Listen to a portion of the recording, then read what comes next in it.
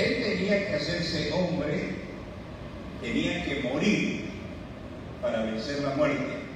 Como Dios no podía morir, como hombre tuvo que hacerse hombre para que pueda morir y estando muerto, vencer a la muerte, salir vivo de la muerte. Es por eso que tenía que hacerse hombre y librar a todos los que por el temor a la muerte estaban durante toda la vida sujetos a servidumbre. Para el creyente no hay temor a la muerte. El apóstol Pablo dice: para mí el morir es ganancia. El mundo dice es una irreparable pérdida cuando muere alguien. La Biblia habla como ganancia. No es una pérdida. La muerte es una ventana, una puerta que se abre para entrar a la presencia de Dios, a lo que más anhelamos, a lo que más deseamos. Por tanto, el Hijo de Dios ya no tiene temor a la muerte. La muerte es lo más seguro que tenemos. Todos vamos a pasar por ahí, lo quieran o no lo quieran. No es cuestión que lo quieran. Igual, porque Dios ha establecido que todos los hombres mueran una vez. Y cuando Dios establece algo, no hay poder, no hay economía, no hay reinado, no hay nada que impida que se ejecute lo que Dios ha establecido. ¿Para qué más? Para venir a ser misericordioso y fiel sumo sacerdote en lo que a Dios se refiere. Es decir, para ser mediador. El sacerdote es el mediador. Y para que pueda mediar entre Dios y los hombres, Jesús era Dios. Pero no era hombre hasta que se encarnó.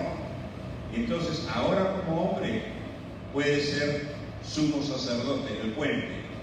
Y para expiar los pecados del pueblo, es decir, ya desde el Antiguo Testamento Dios había establecido que para expiar los pecados un cordero tenía que morir limpio, sin mancha, sin defecto. Por eso Jesús, la Biblia dice que Él es el Cordero de Dios que quita el pecado del mundo. Por eso tuvo que hacerse hombre, para poder morir, porque ningún ser humano podía hacerlo, ya que toda la humanidad estaba contaminada por el pecado. Entonces, por eso que tenía que hacerse hombre, para expiar. Y pues cuando Él mismo padeció siendo tentado, es poderoso para socorrer. Jesús mismo fue tentado para poder socorrernos, para poder entendernos. Él pasó por lo que pasamos, sufrió toda tentación. La única diferencia fue que sin pecado, no cayó en pecado. Y Él sabe lo que es ser tentado. Por eso es que puede socorrernos a cada uno de nosotros cuando somos tentados. Entonces, todas estas cosas que están en círculo nos muestran la humanidad de Jesús y por qué se hizo hombre.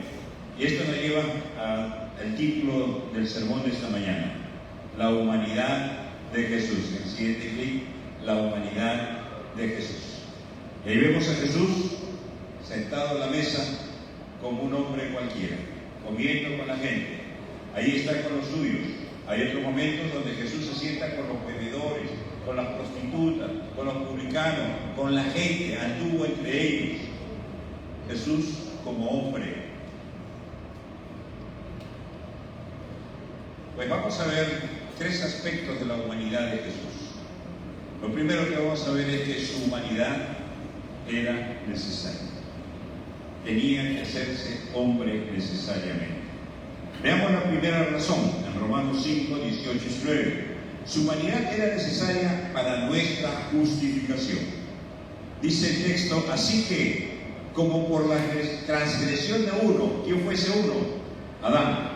Por la transgresión de un hombre, vino la condenación a todos los hombres. Toda la humanidad está condenada.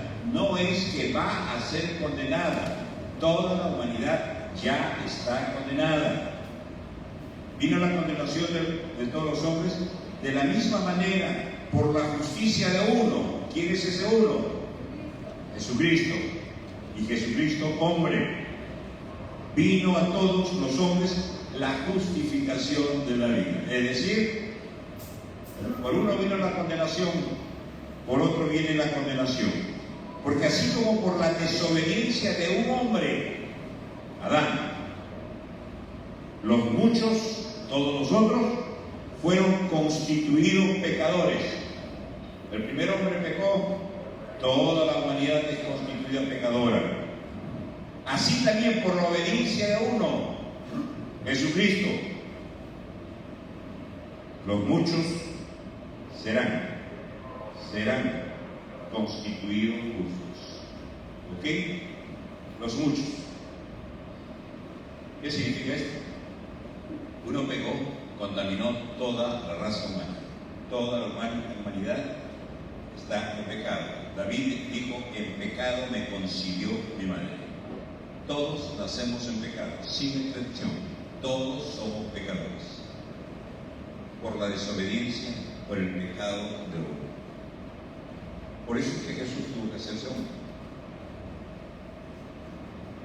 Por la obediencia de uno, Jesús justificó. No es que nos hace justos, nos declara justos, nos trata como si fuéramos justos. Es la justicia imputada. Jesús es el justo y su justicia se nos imputa a nosotros. Y Dios nos ve ahora a través de Jesucristo como justos. No es que seamos justos en nuestra manera de vivir, aún tenemos nuestra naturaleza de pecado, pero Dios nos declara justos por lo que Jesús hizo por nosotros. Tenemos la declaración, la etiqueta delante de Dios. Dios nos ve como justos por medio de Jesús. Sin Jesús, Dios nos ve como pecadores, condenados a muerte. El que no tiene a Cristo, Dios lo ve como condenado a muerte. El que tiene a Cristo, por tener a Cristo, Dios nos ve como justos. ¿Por qué? Porque la justicia de Cristo es imputada a nosotros. De la primera razón es para nuestra justificación, para que seamos declarados justos. Una segunda razón de que la humanidad es necesaria, la humanidad de Jesús, es para nuestra redención. Gálatas 4:5 dice, pero cuando vino el cumplimiento del tiempo, Dios envió a su Hijo, nacido de mujer y nacido bajo la ley. ¿Para qué? Para que redimiese a los que estaban bajo la ley, a fin de que recibiésemos la adopción de hijos. Cuando vino el cumplimiento del tiempo, todas las cosas se hacen en el tiempo de Dios. Por eso tenemos que aprender a ser pacientes, aun cuando vemos que las cosas no suceden como quisiéramos y en el tiempo que quisiéramos. Dios tiene sus tiempos y va a cumplir, va a hacer las cosas en su tiempo. Por más que lloremos, pataleemos, mostremos nuestro capricho y lo que quiera, Dios va a hacer las cosas en su tiempo. Llegado el cumplimiento del tiempo, Dios envió a su Hijo nacido de mujer. Este es el mayor privilegio de la mujer, justo ahora en su día. Dios usó a la mujer para traer al Salvador del mundo. No usó al hombre, no usó a José. José no intervino para nada. Usó a María. Llegado el cumplimiento del tiempo, envió a su Hijo nacido de mujer, nacido bajo la ley. Y esto es importante. Jesús nació bajo la ley. La ley, ¿qué es la ley? Es como un espejo. Nos muestra los pecadores que somos. La ley que hace nos condena. La paga del pecado es la muerte. Y Jesús tiene que nacer bajo la ley. Jesús dijo, no he venido a anular la ley, he venido a cumplir la ley. Él cumple la ley y la cumple por y para nosotros. Y entonces dice, nacido bajo la ley para que redimiese a los que estaban bajo la ley. Es decir, Jesús es sin pecado desde su nacimiento hasta su muerte. Es el Cordero perfecto, sin mancha, sin defecto. Y Él se somete a la ley y cumple la ley. Y nosotros, por estar en Cristo, ese cumplimiento se da para nosotros. ¿Y qué es lo que hace Jesús? Nos redime, nos salva de la condenación de la ley. Él tuvo que nacer bajo la ley para cumplir la ley. Como hombre, en su naturaleza perfecta de hombre, 100% hombre, Él cumplió lo que ninguno de nosotros podría cumplir, la ley. ¿Alguien puede decir, yo cumplió la ley? Todos hemos caído. Y Santiago dice, aquel que quiebra un mandato, quiebra toda la ley. Y entonces Jesús tuvo que hacerse hombre y nacer bajo la ley para cumplir la ley, para que podamos ser redimidos. Una tercera razón de la humanidad de Jesús. Su humanidad era necesaria para librarnos del temor de la muerte. Hebreos 2, 14, 15. Así, por cuanto los hijos participaron de carne y sangre, Él también participó de lo mismo para destruir por medio de la muerte, gracias al que tenía el imperio de la muerte. Esto es al diablo, y librar a todos los que por el temor a la muerte estaban durante toda la vida sujetos a servir. Ya lo dijimos hace un momento, lo ampliamos un poquito más. Toda la humanidad participa de carne y sangre. Él también lo mismo. ¿Qué significa carne y sangre? Toma el cuerpo humano. Y Él participó de lo mismo para destruir por medio de la muerte. Entendamos, hermanos. La única forma de vencer a la muerte es morir y salir vivo de la muerte. ¿Por qué ningún ser humano pudo hacerlo por sí mismo? Porque el pecado lo condenaba. La paga del pecado es la muerte. Pero la muerte no pudo retener a Jesús, porque Él no tenía pecado. Ningún ser humano, a través de los cientos y miles de años que han pasado y de los que seguirán muriendo a través de los tiempos, serán retenidos por la muerte. Solamente Jesús no fue retenido por la muerte, porque Él fue sin pecado. La paga del pecado es la muerte. Para nosotros nos corresponde la muerte, pero Jesús nos libró del temor de la muerte. De tal forma, hermanos, que ningún hijo de Dios debe tener temor a la muerte. Si tienen temor a la muerte, cuidado, porque no he entendido lo que significa la obra de Cristo. La muerte tiene que entenderla como el pase, la puerta abierta para tener lo que más deseamos. Hermanos, ¿no desearía estar abrazado al Señor? ¿No desearía estar con el Señor mismo, hablar con Él y tal vez hacerle las miles y miles de preguntas que quiere hacerle? Eso es la muerte, nos conduce a Cristo. Por eso Pablo habla de la muerte en términos de ganancia. No perdemos, ganamos. Él mismo decía, si por mí fuera, yo partiría para estar con mi Señor. Pero a causa de la obra, Dios todavía lo necesita para predicar, para enseñar y para terminar de escribir el Nuevo Testamento. Pero la muerte es ganancia, hermanos. Si usted tiene temor a la muerte, probablemente no está confiando en Cristo. Probablemente tiene temor de que no va a estar con Dios. Pero el Hijo de Dios, el creyente, tiene la certeza, la seguridad de que al morir va a pasar a la presencia del Señor. Amén. ¿Cuántos tienen temor a la muerte? Amén. Ya, Carlos, por favor, te queda para comenzar después. Hay que evaluar. Una razón más por la cual era necesaria la humanidad de Cristo para nuestra mediación. 1 Timoteo 2, 5, 6. Porque hay un solo Dios y un solo mediador entre Dios y los hombres. ¿Quién es el mediador? El único que dice Jesucristo, hombre, el cual se dio a sí mismo en rescate por todos, de lo cual se dio testimonio a su debido tiempo. Para ser mediador entre Dios y los hombres,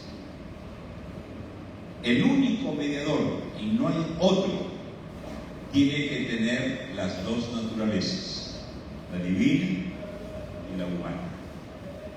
Jesús, como Hijo de Dios, la Biblia dice de Juan que al principio era el verbo y el verbo era con Dios, el verbo era Dios. Era Dios, pero todavía no tenía la naturaleza humana. Cuando ese verbo fue encarnado, se hizo hombre y nació en Belén por medio de María, ahora tiene las dos naturalezas. En la encarnación, Jesús suma, adiciona una naturaleza a la que ya tenía. Él tenía la naturaleza divina. Ahora, al nacer, tiene la naturaleza humana. Por lo tanto, se constituye en el único mediador entre Dios y los hombres. Jesucristo, hombre. Por eso era necesaria la humanidad de Jesús. Por eso era necesario que Jesús sea hombre. Jesús nazca entre nosotros, vive entre nosotros.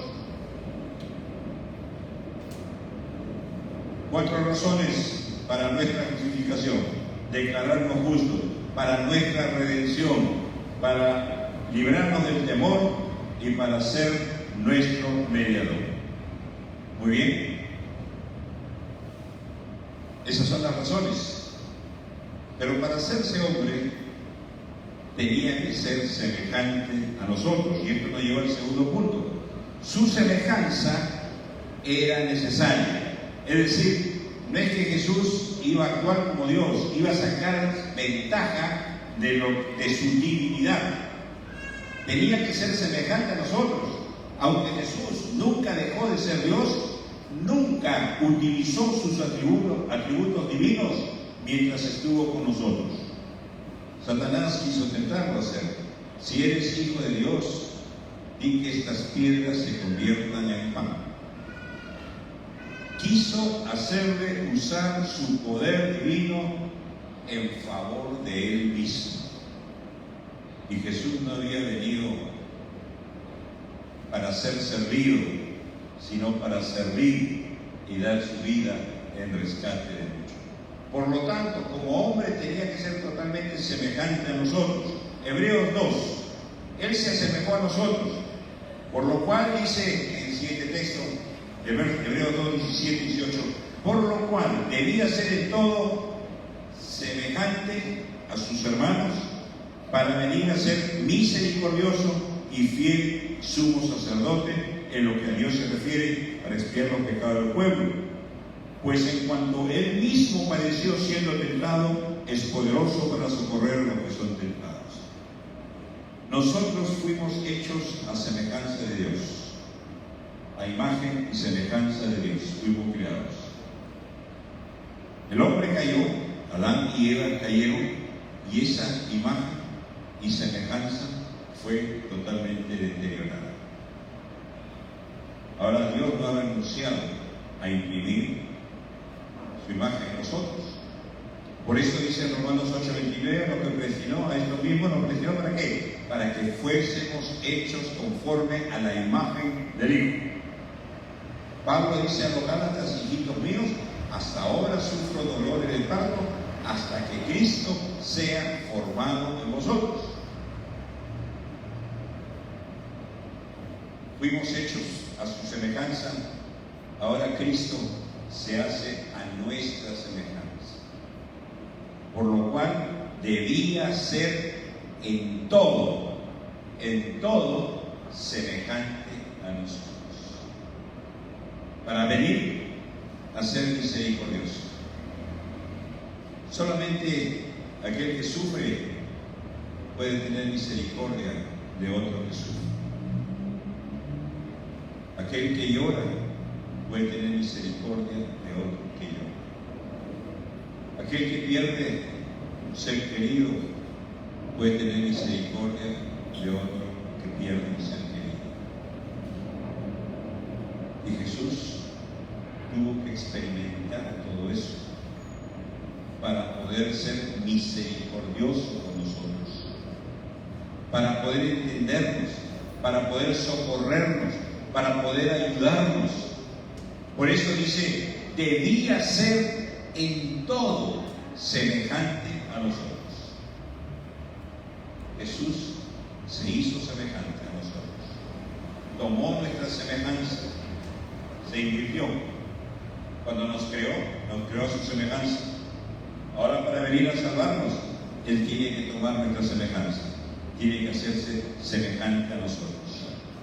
Y dice en todo, aún en el nacimiento, nació como nosotros. En el siguiente texto, Juan 1:14, recuerden, el verbo era con Dios, el verbo era Dios, y dice, y aquel verbo fue hecho carne y habitó entre nosotros, y vimos su gloria como el unigénito Hijo del Padre, lleno de gracia y de verdad. En Lucas 2 dice, y aconteció que estando ellos allí se cumplieron los días de su alumbramiento, de María, y dio a luz a su hijo primogénito, el primero, y lo envolvió en pañales y lo acostó en un pesebre, porque no había lugar para ellos en el mesón. Se hizo como nosotros, nació como nosotros, habitó entre nosotros. No es que Él vino y se fue a vivir en otro lugar aparte de ellos, habitó entre ellos. Y cuando vino, se sometió a ciertas carencias. No había lugar para Él en el mesón. No tenía, era el día de censo, todos tenían que venir al lugar donde había nacido para ser censados, según lo que el emperador César Augusto había determinado. Entonces, cuando llega a Belén, mucha gente viene de diferentes lugares de Belén y todos los lugares están topados, no hay un lugar para hospedarse. Así que en un pesebre, el lugar donde comían los animales, ahí es puesto Jesús. No tuvo un lugar, no tuvo una casa, no tuvo un departamento. Jesús se identificó con lo que no tiene. Aún cuando nació, José quiso dejarla a María, porque yo no le he tocado. Era un no deseado para José. José quiso abandonar a María. Jesús se identifica con los no deseados.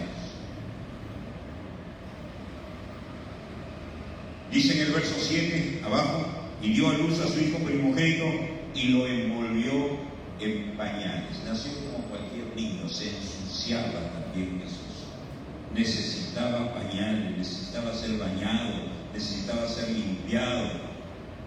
Jesús nació como cualquiera de nosotros, sin privilegio alguno, es más, con carencias, hermano.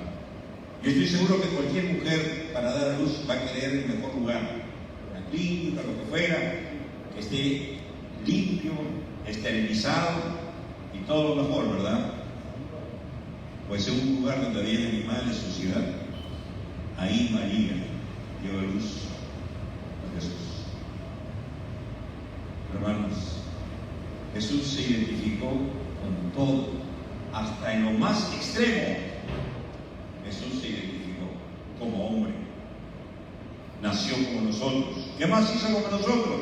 Creció como nosotros en el siguiente texto, Lucas 2, 51, 52, y descendió con ellos y volvió a Nazaret y estaba sujetos a ellos, a José y María. Jesús aprendió y estuvo sujeto a sus padres.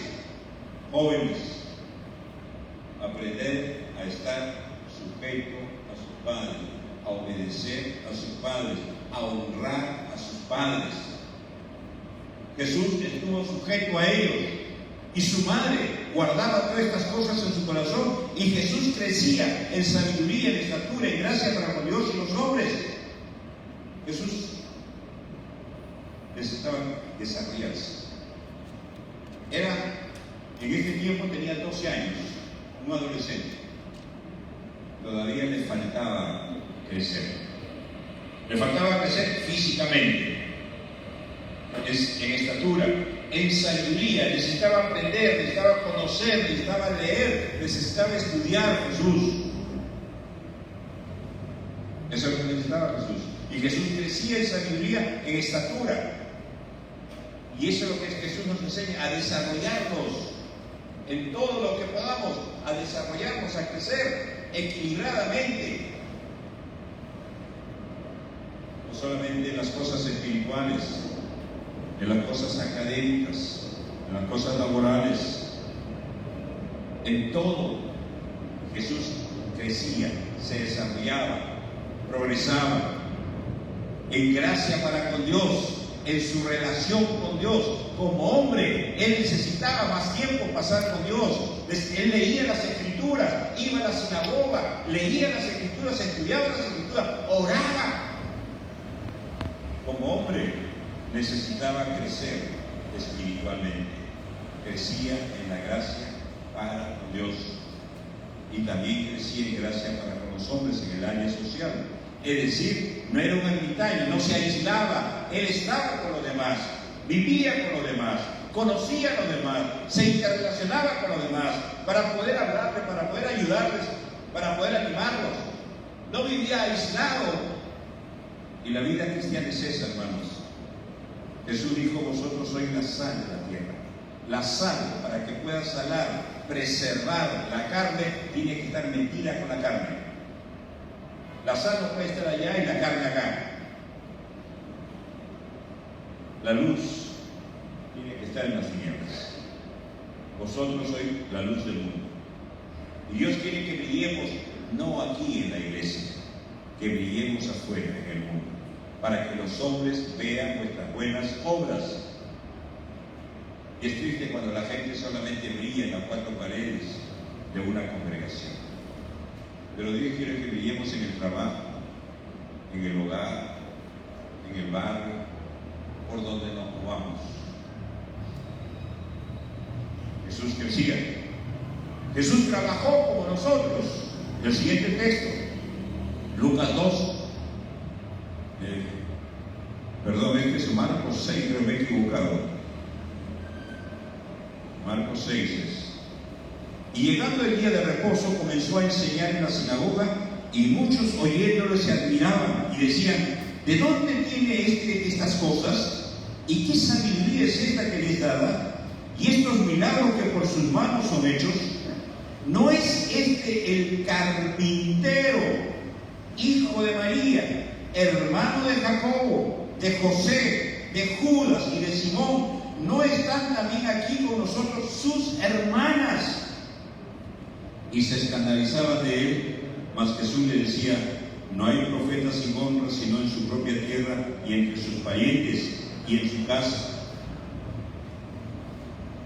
Como Jesús andaba con ellos, y cuando empieza su ministerio a los 30 años, la gente empieza a escucharle sus sermones, sus mensajes, empieza a verle hacer milagros, sanar a los enfermos, y la gente se sorprende.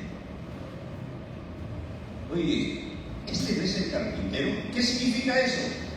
Lo conocían, sabían que él era carpintero. Tenía el oficio de su padre, José, que era carpintero.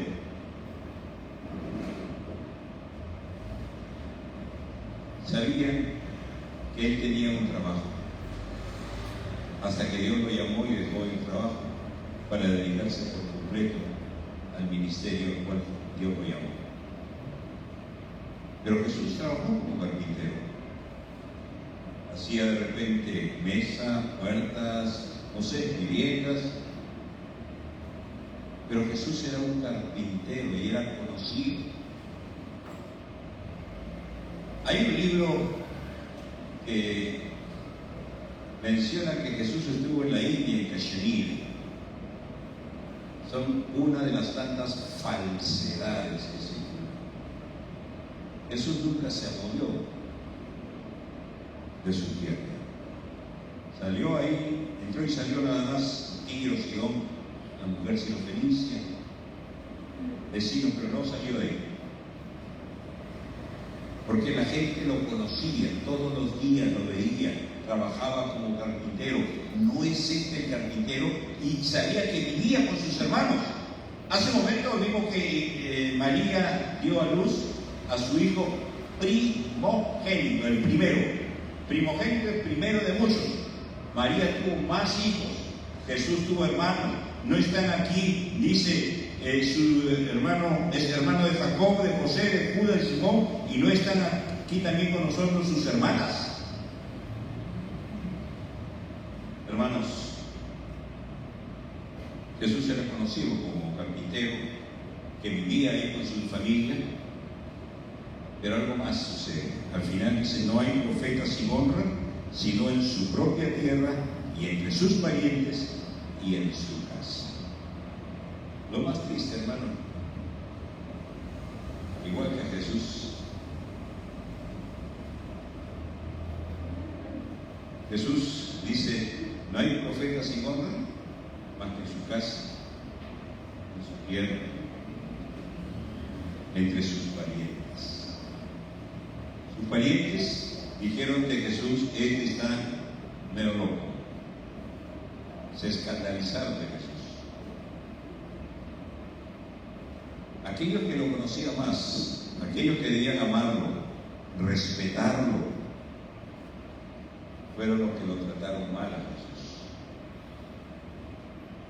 Por eso cuando Jesús está con los suyos y le dice, Maestro, viene tu madre y tus hermanos, María y sus hermanos, Jesús se levanta y dice, ¿quiénes son mis hermanos?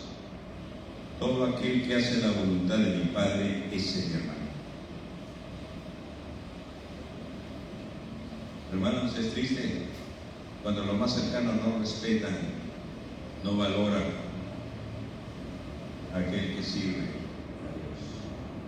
No hay profeta sin honra, sino en su propia tierra, entre sus parientes y en su casa. Jesús pasó por eso. Jesús entendía lo que es eso. Pero igual, Jesús salió a hacer lo que Dios le había mandado a hacer. Jesús nació como nosotros, creció como nosotros, trabajó como nosotros, sufrió como nosotros. Juan capítulo 4. Juan 4 dice, y estaba allí el pozo de Jacob. Entonces Jesús, ¿cómo estaba Jesús? Cansado. Jesús se cansaba, se agotaba. No es que era Superman, no es que nunca se cansaba, estaba cansado en el camino. Y se sentó así junto al pozo, y era como la hora sexta. Vino una mujer de Samaria a sacar agua, y Jesús le dijo, dame de beber. Jesús tenía sed. Jesús estaba cansado y tenía sed. Se sentó a descansar. Marcos 11:12 dice, y al día siguiente cuando salieron de Betania, que tuvo hambre. Jesús se cansaba, tenía sed, tenía hambre. Marcos 14:33, y tomó consigo a Pedro, a Jacobo y a Juan, y comenzó a entristecerse y a angustiarse. Jesús se entristecía, Jesús se angustiaba. El Salmo 34 dice, muchos son los temores del justo, pero Jehová le librará todo. Habla de las angustias del justo, pero Dios le librará. Luego dice, muchas son las aflicciones del justo, pero Dios le librará de todas ellas. En Salmo 34. David tenía temores, tenía angustias, tenía aflicciones. Jesús también. Jesús fue semejante a nosotros en todo. Sufrió en tristeza, sufrió angustia, Lucas 22, y estando en agonía, oraba, dependía de Dios más intensamente, y era su sudor como grandes gotas de sangre que caían hasta tierra. Es decir, según los estudiosos, dicen que se ve como que se le reventaron los vasos capilares y con el sudor se mezclaba y caía como gotas de sangre caían a tierra. Imagínense la presión, la tensión que estaba pasando Jesús de enfrentar ese momento. Jesús sufrió con nosotros todas esas presiones que sufrimos. Jesús sufrió las presiones hasta el máximo, hasta el tope. Hermanos, nunca pensemos y hagamos caso cuando alguien dice, Jesús, porque él era Jesús. Hermano, Jesús era como nosotros. Llegó a sufrir mucho más que nosotros. Llegó al extremo. Y como hombre, no como Dios, como hombre. Por eso dice, era necesario que sea semejante en todo a nosotros. Nunca compremos ese pensamiento que digan que algunos dicen, fue pues Jesús, es que Jesús es Jesús. Yo no. Jesús se hizo semejante a nosotros, como si fuera cualquiera de nosotros.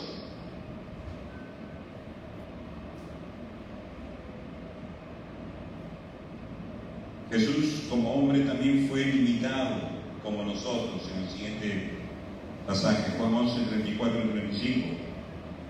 Cuando muere Lázaro, llega donde Marta y María y le dijo, ¿dónde le pusiste? Como hombre Jesús tenía limitaciones, no conocía todas las cosas. ¿Dónde han puesto a Lázaro? Pregunta. Le dijeron, Señor, ve y ve. Y Jesús lloró la partida de un ser querido. Hasta en eso se identifica con nosotros. Jesús lloró. Yo a veces escucho, sé fuerte, aquel que ha perdido a un ser querido. Nunca le digas eso, hermano. Que el Señor te fortalece. El Señor está contigo. ¿Qué le dirías a Jesús? Sé fuerte, cuando lo ve llorar porque partió su amigo Lázaro. Jesús lloró, hermanos. Nunca repriman las lágrimas de alguien que sufre, le hacen daño. Dejen que desfogue, dejen que llore, dejen que suelte todo. Nunca le repriman. Jesús lloró.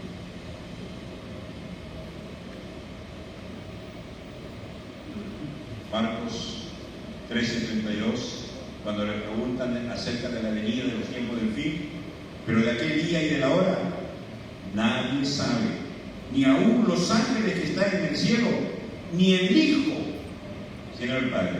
Jesús como hombre ignoraba los tiempos del fin, cuándo iban a ser. Es que Jesús está viviendo como hombre, con las limitaciones que tenemos todos nosotros. Nunca ejerció su poder, su omnisciencia, su omnipresencia. Nunca Jesús ejerció sus atributos divinos en favor de él. Por eso Jesús dijo a los suyos, es necesario que yo me vaya, a ustedes les conviene que yo me vaya, para que cuando yo me vaya venga el Espíritu sí estará con todos ustedes en todo lugar, en todo momento. Pero Jesús como hombre no podía estar con todos a la vez en todo lugar. Jesús carecía, tenía limitaciones. No sabía Jesús. Como hombre, era semejante a nosotros. Entonces, era necesario que fuera semejante y se asemejó a nosotros. Nació como nosotros, creció como nosotros, trabajó como nosotros, sufrió como nosotros, fue limitado como nosotros. Frente a todas estas carencias, frente a todas estas limitaciones, Jesús como hombre semejante a nosotros, ahora nos enseña a depender de Dios como Él dependía. Su dependencia de Dios, tercer punto, era necesaria. Y este texto, ahí arriba, su dependencia de Dios era necesaria. Veamos la primera dependencia. Dependía del Espíritu para vencer. Lucas 4, del 1 al 2. Jesús, lleno del Espíritu Santo, volvió del Jordán y fue llevado por el Espíritu al desierto por 40 días y era tentado por el diablo y no comió nada en aquellos días pasados, los cuales tuvo hambre. Jesús lleno del Espíritu. ¿Qué significa lleno? Controlado. Jesús estaba sometido al Espíritu. Por eso el apóstol Pablo nos dice a nosotros: sed llenos, sed llenos. Es decir, nosotros tenemos que someternos. Dios no nos va a someter. Nosotros tenemos que someternos voluntariamente al Señor. Y Jesús, lleno, sometido, controlado por el Espíritu, volvió del Jordán. Después de ser bautizado en el Jordán, vuelve y fue llevado por el Espíritu. Ahora el Espíritu lo lleva a Jesús. Acabo de escuchar las palabras: este es mi Hijo amado en el cual tengo complacencia. A Él oí. ¿Recuerdan cuando Jesús es bautizado? Desciende el Espíritu Santo como paloma y dice la voz del cielo: este es mi Hijo amado. Después de escuchar esto, el Espíritu ahora lo lleva al desierto. ¿Con quién se va a encontrar en el desierto?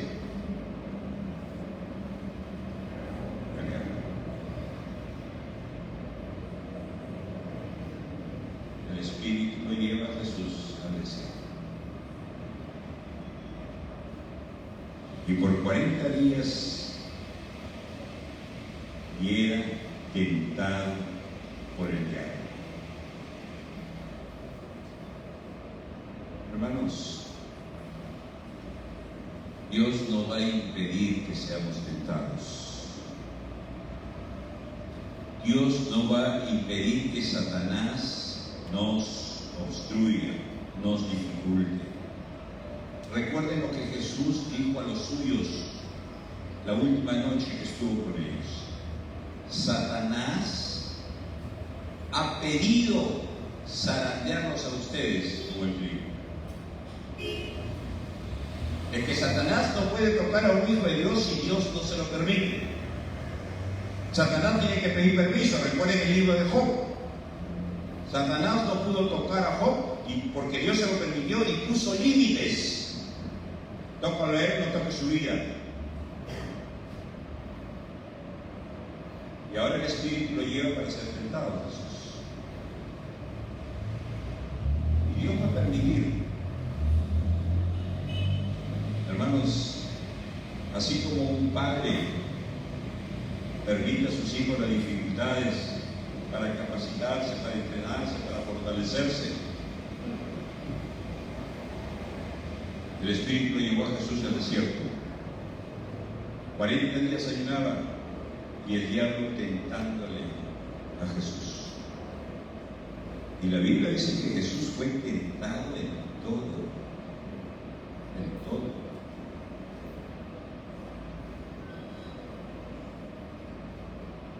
Hermano, pero Jesús estaba siendo controlado. Él se sometió al Espíritu. Eso es lo que es ser lleno del Espíritu.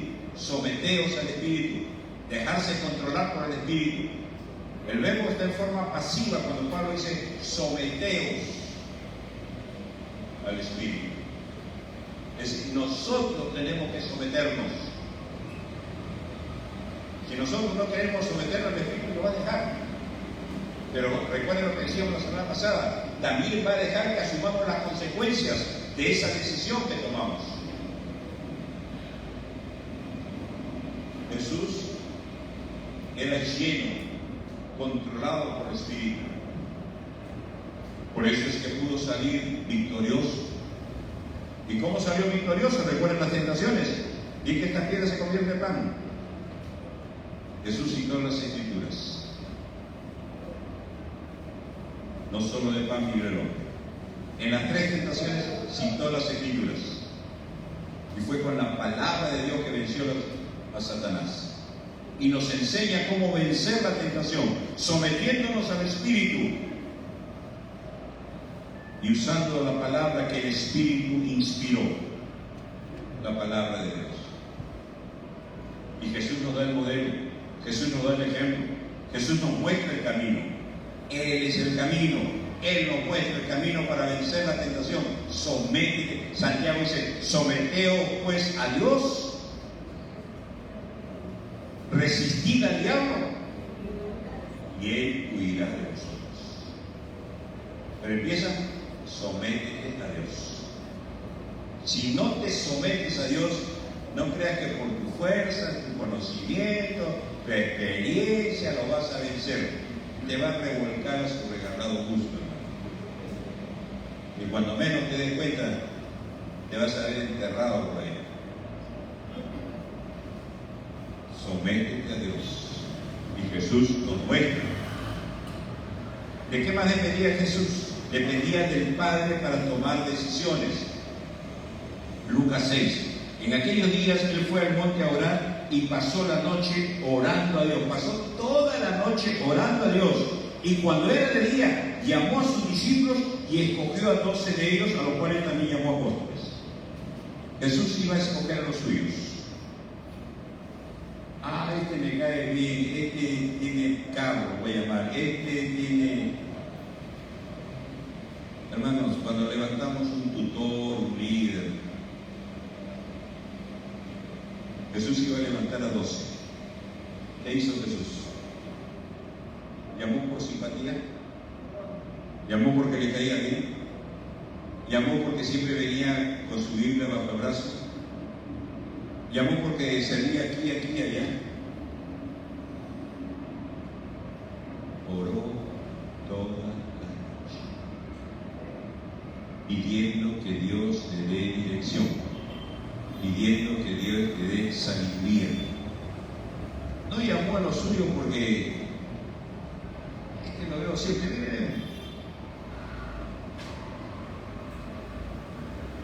dependía de Dios para tomar decisiones.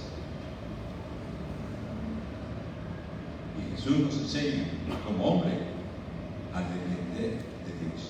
Vas a tomar decisiones laborales, académicas, económicas. Busca a Dios. Depende de Dios. Jesús oró toda la noche, buscando a Dios para tomar una decisión que no solamente iba a afectar su vida, iba a afectar la vida de esos 12. Hermano, cuando yo levanto un tutor, un supervisor, un coordinador, voy a afectar su vida, hermano. No lo puedo llamar ligeramente. Voy a afectar su vida. Por eso tengo que buscar a Dios, que me dé sabiduría. Dependía del Padre para decir, y dependía del Padre para hablar, para predicar. Marcos 1, 35 a 38, el siguiente texto. Dice Marcos 1, 35 a 38. Levantándose muy de mañana, otra vez, orando toda la noche, siendo aún muy oscuro, salió y se fue a un lugar desierto y allí oraba. Buscó un lugar apartarse de la gente, de los suyos, del mundo, de los ruidos, de toda distracción. Se fue y allí oraba.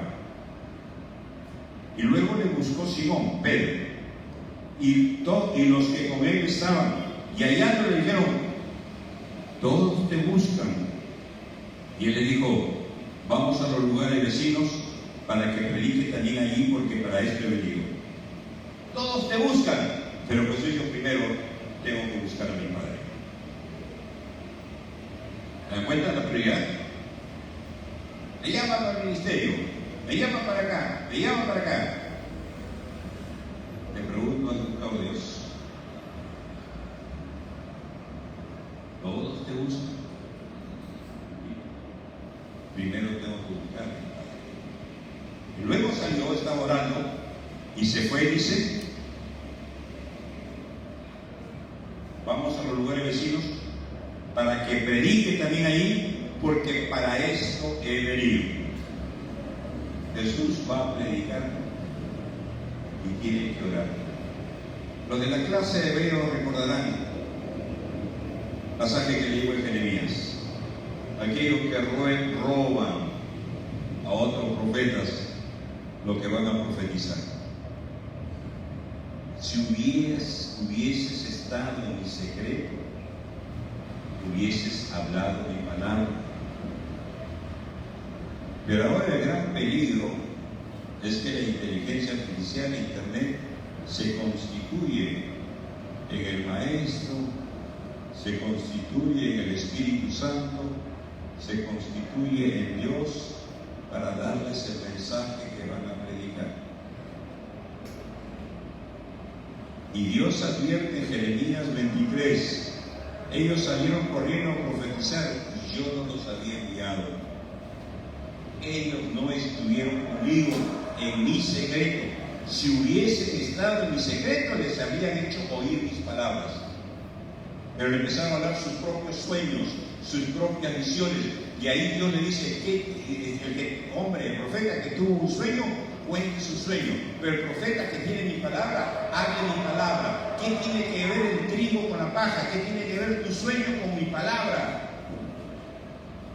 Hay gente que le gusta contar sus sueños, sus visiones. Y Dios dice que tiene que ver la paja, tu sueño, con el trigo, mi palabra. Y Jesús pasaba orando porque tenía que ir a predicar.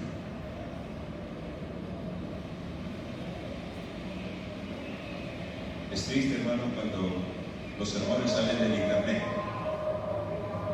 Es triste, y lo he visto. Copian del internet y lo pegan, y hasta el error sale en la pantalla. Copiar, pegar, copiar, pegar. Y lo he visto, lamentablemente. Hermanos, si tienes que predicar, si tienes que compartir la palabra, dobla tu rodilla, nunca a Dios. Señor, ¿qué quieres que haga? ¿Qué quieres que diga, Señor? Si hubieses estado en mi secreto, dice Jeremías, hubieses hecho oír mi palabra. Pero como no está en mi secreto, estás haciendo oír la palabra de la inteligencia artificial.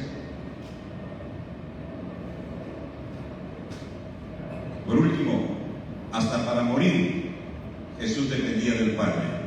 Hebreos 5:7 dice, y Cristo en los días de su carne, ofreciendo ruegos y súplicas con gran clamor y lágrimas al que le podía librar de la muerte, fue oído a causa de su temor reverente. Aquel que podía librarle de la muerte. ¿Qué estaba pidiendo Jesús? ¿Cuál era su petición? Primero entendamos qué significa librar. Cuando el salmista dice, busqué a Jehová y él me oyó y me libró de todos mis temores, ¿qué está diciendo? ¿Que no iba a tener temor? David tenía temores. El valiente David que mató a Goliat. Cuando los tres amigos de Daniel son amenazados de ser echados en el horno de fuego, ¿qué dijeron ellos? Jehová nos librará de tu mano, rey, y nos librará del horno de fuego. Nos librará del horno de fuego. ¿Y qué pasó? Fueron metidos en el horno de fuego. Pero es que estos amigos entendían lo que es librar. Para mucha gente librar significa que Dios nos va a evitar el horno, nos va a evitar la prueba. No, Dios no va a evitarte la prueba, no va a evitarte el dolor, no va a evitarte el sufrimiento. Dios va a hacer que pase por ahí. Librar significa sacarte victorioso. Nos librará del horno de fuego. Y entraron al horno. El horno fue calentado mucho más que las veces anteriores. Y no se quemaron ni un pelo ni la ropa. y salieron ni siquiera oliendo a quemado, ni siquiera bronceador se habían echado. Ellos entendieron lo que es librar, que los iba a sacar victoriosos. Librar no significa evitar. Dios no va a evitarte el dolor, el sufrimiento, la carencia, la escasez, la prueba, la dificultad. Dios no te va a evitar lo que Él dice: yo voy a estar contigo ahí. ¿Se acuerdan? Los tres. Y cuando nosotros vea, ¿cuántos ve? 4, 1 como el Hijo del Hombre. El Señor está contigo en medio de pruebas. Cuando Jesús oraba, dice, con clamor y lágrimas, al que podía librarle de la muerte, al que podía sacarlo victorioso de la muerte, no iba a evitarle la muerte. Jesús no estaba orando para que le eviten la muerte. Pues veamos la oración. Lucas 22. Lucas 22. Y él se apartó de ellos a distancia como de un tiro de piedra, y puesto de rodillas oró. Ahí está en Getsemaní, poco antes de ser atrapado, diciendo: Padre, si quieres, pasa de mí esta copa, pero no se haga mi voluntad, sino la tuya. El siguiente clic. ¿Cuál fue la oración? Ahí está. Que se haga la voluntad de Dios. Hermanos, la mejor oración que podemos hacer no es decir: yo declaro que estás sano, yo decreto que... Hermano, ¿quién eres tú para declarar, para decretar? ¿Quién eres? La mejor oración que puedes hacer, María la hizo: hágase tu voluntad. Jesús nos enseñó: hágase tu voluntad con el Padre nuestro. ¿Recuerdan? Así como en el cielo se hace tu voluntad, aquí también en la tierra hágase tu voluntad. La mejor oración que puedes hacer, que se haga tu voluntad, Señor. Y Jesús dijo: no se haga la mía, sino la tuya. Esa fue la oración de Jesús. Aquel que podía librarlo de la muerte. No evitar la muerte, sino sacarlo victorioso de la muerte. Por eso resucitó Jesús. ¿Ok? Dependía del Padre aún para morir, hermanos. Resumen. Siguiente clip. Hemos visto Jesús y su humanidad. Su humanidad era necesaria para nuestra justicia. Por Él somos justificados. Para nuestra redención, para nuestra libertad y para que Él pueda ser creador de nosotros. Y para ello tenía que ser semejante a nosotros en todo. Era necesario que sea semejante en todo, dice Hebreos. Y se asemejó a nosotros en todo. Nació como nosotros, creció como nosotros, trabajó como nosotros, sufrió como nosotros, fue limitado como nosotros. Pero ante todas esas carencias, todas esas limitaciones, todas esas pruebas, Él nos enseñó a depender de Dios para vencer la tentación, para tomar decisiones. Recuerden cuando llamó a los 12, para hablar, para predicar y aún para morir. ¿Se acuerdan la importancia de la humanidad de Jesús? A veces escuchamos: pues Jesús era Jesús. Él sí, pero yo no. Hermano, Jesús hizo igual que nosotros, para mostrarnos que sí se puede. Pero lo último y lo más importante, depender.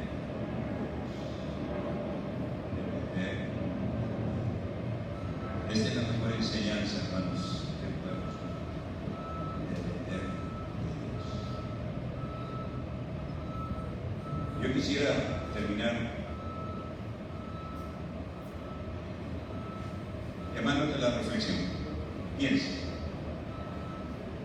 Jesús se hizo hombre para mostrarte, para mostrarnos cómo vivir en esta tierra como hombre.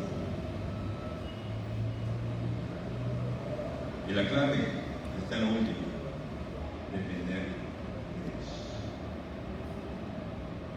Pero para depender de Dios necesitas conocerle a Él. Necesitas estar con Él. Necesitas separar tiempo para Él. Necesitas priorizarlo a Él. De repente necesitas dejar cosas, dejar personas, dejar actividades, dejar objetos, no sé, para depender de Él.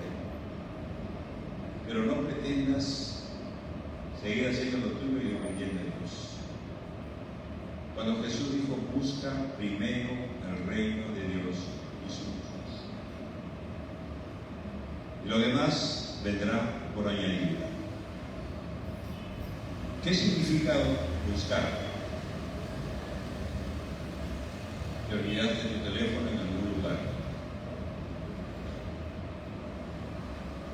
Necesitas salir y necesitas información que ¿a cuánto dependemos del celular? Necesitas información que ¿qué haces? Buscas. ¿Pero cómo buscas? Primero en tu cabeza. ¿Dónde lo dejé? En la sala, en el escritorio, en mi cuarto. Empiezas a pensar. Y vas moviéndote, levantas, buscas. O sea, deja de hacer lo que estás haciendo porque tu mente necesita concentrarse en lo que estás buscando. Ese es buscar. Busca primero el reino de Dios y su justicia, las demás cosas. ¿Qué cosas tienes que dejar? ¿Qué cosas tienes que priorizar? Pues quiero llamarte a la reflexión de esta mañana y pedirle a Dios que te ayude a priorizar, a dejar, a posponer cosas, personas, lugares, gentes, no sé. Decirle, Señor, ayúdame, te necesito. No puedo sin ti. Tú, siendo hombre, Jesús, tú dependías del Padre. Con eso me está diciendo que yo también necesito depender de ti. Si quiere decirle esto, ponte en pie. Vamos a ver.